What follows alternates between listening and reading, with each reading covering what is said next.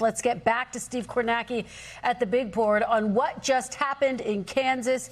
Cindy Holscher will be the Democratic nominee for governor. Steve, how did it happen? Yeah, I mean, take a look. A very close race here. By the way, Kansas is very quick at counting their vote. We got more than three-quarter in. Holscher now opening up a very healthy advantage there over Corson. I think one place to take a look right here in Johnson County, because Johnson County is more than a third of the vote statewide for Democrats in this primary. Okay, you're right outside Kansas City, Missouri, Kansas City, Kansas for that matter. Rapid, explosive growth here. There's like 650,000 people. And all three of these candidates, Holscher, a state senator, Corson, a state senator, Kurt Skoog, the mayor of Overland Park, all three of them from Johnson County. So in some ways, to me, the question tonight was going to be, is this a Johnson County primary? One of the winners, they got to decide from three of their favorite sons, favorite daughters. Johnson County ends up going for Holscher here, wins this by about a 4,000 vote margin. You can see she also posts a win here of a similar margin.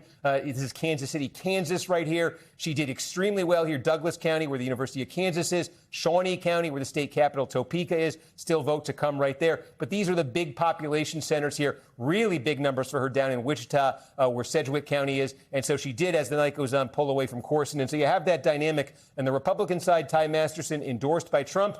This is the story we've seen in so many Republican primaries. Trump endorses. Trump gets his candidate in Kansas. On the Democratic side, I think you said, Laura Kelly, Democratic governor, sided with Corson in this, does not get her candidate.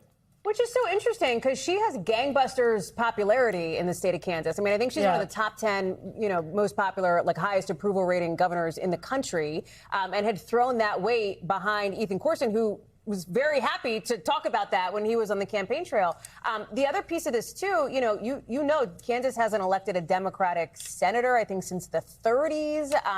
But it is one of 5 states that is represented by a Democratic governor in a state that Donald Trump ended up winning, Steve. So there does seem to be some interesting dynamics at play. I feel like if the theme of the night is you can't paint with a broad brush, right? Like this maybe is part and parcel. Yeah, I mean, look, I think one thing we've seen is gubernatorial races can kind of defy the tribalization, polarization of national politics much more than federal races can. Races for the U.S. House, races for the Senate. So you'll see a state like Kansas that's a reliably red state in a presidential election have circumstances where it will elect a Democratic governor. You'll see a state like Massachusetts, not too long ago, one of the most Democratic in the country. Charlie Baker was a 2-term Republican governor from 2014 to 2022. Vermont, does it get more Democratic than Vermont? Currently has a Republican governor who's running for re-election. So I think you get a little bit more of that sort of ticket splitting is not a thing we see that much at the national federal level. You do still see it a little bit under some circumstances